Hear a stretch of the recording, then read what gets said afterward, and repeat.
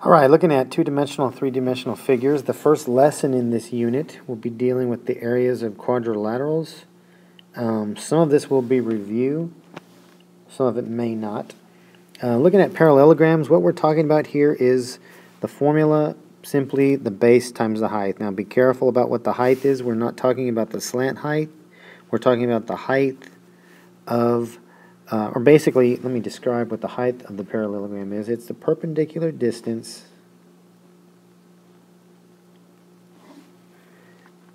between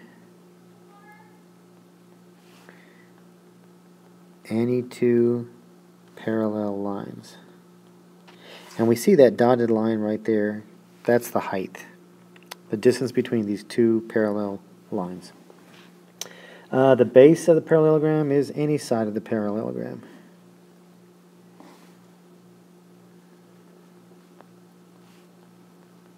So let's look at an example here. We have find the perimeter. So again, we find the perimeter by adding up all the sides. I don't have two of the sides, but remember in a parallelogram, opposite sides are congruent. So the perimeter is actually 15 plus 15 plus 8.5 plus 8.5, which when we do that, we get 47 millimeters, because it's a linear length, it's not square millimeters. We didn't multiply anything here. It's just millimeters. Now for area, it's going to again be base times height. The base is 15. The height is this dotted line, but we don't know what it is. Well, the interesting thing is that dotted line forms a right triangle, and it actually ends up being a 45, 45, 90 right triangle. The hypotenuse is 8.5, so to go from the hypotenuse to the leg, we would divide it by radical 2. So basically my answer, that h, that is my h, that's my height right there. So I can go 15 my base times my height, which is 8.5, divided by radical 2. When you put that in your calculator, you should get a decimal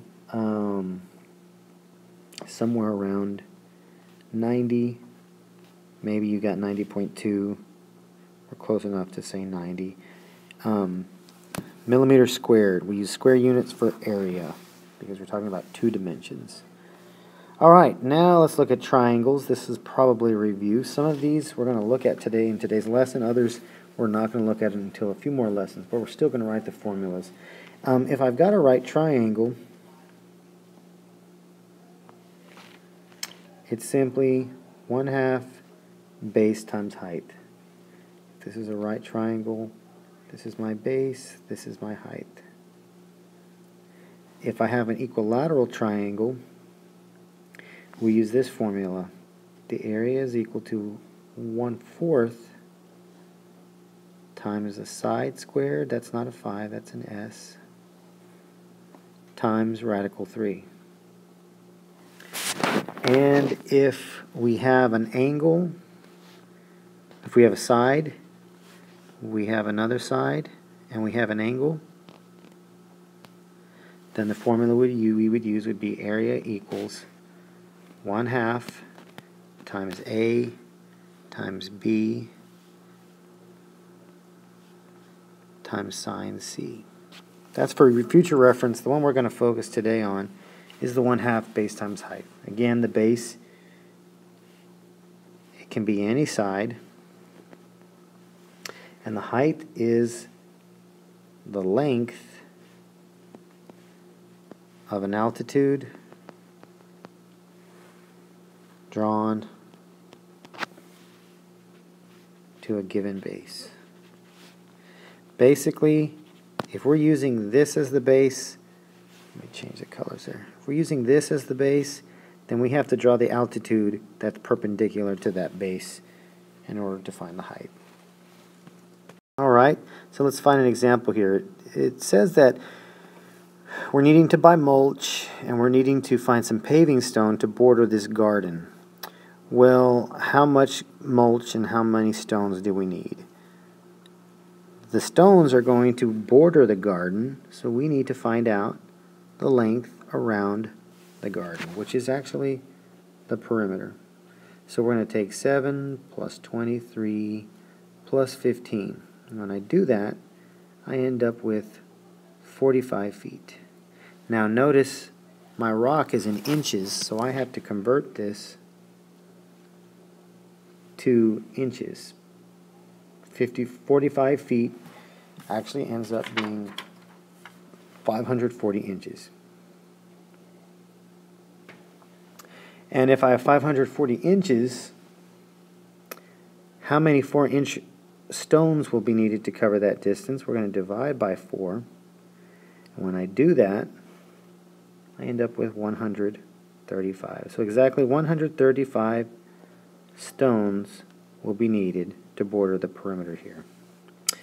For the area, which is what I'm going to need because I'm buying bags which are 12 square feet per bag, I'm going to, it's a triangle, so the area is going to be 1/2 the base, which is 7, times the height, which is that altitude right there. So basically 63 times 1/2, you end up with 31.5 square feet. Well, if each bag covers 12 square feet, how many bags are we going to need? Well, 2 times 12 would be 24. That's not enough. But 3 times 12 would be 36, which would be enough to cover that many square feet. So 3 bags is what we're going to need.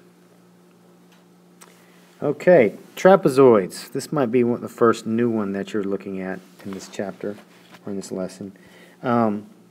This is simply, we take 1/2 times the height of the trapezoid and times the sum of the 2 bases. So what's the height? It's the perpendicular distance between the 2 bases. So here's our example right here we're looking at. We're going to say 1/2 times the height times the sum of the bases. Well, the bases are 14 and 5. So basically it's just 1/2 times 5 times 19. And the product there is going to be 47.5 square. Actually, it doesn't tell us how many units, so we're just going to say the unit of measure is just units squared. Okay, kites, another kind of new one for you. All this is 1/2 times diameter 1, or diagonal 1, and diagonal 2.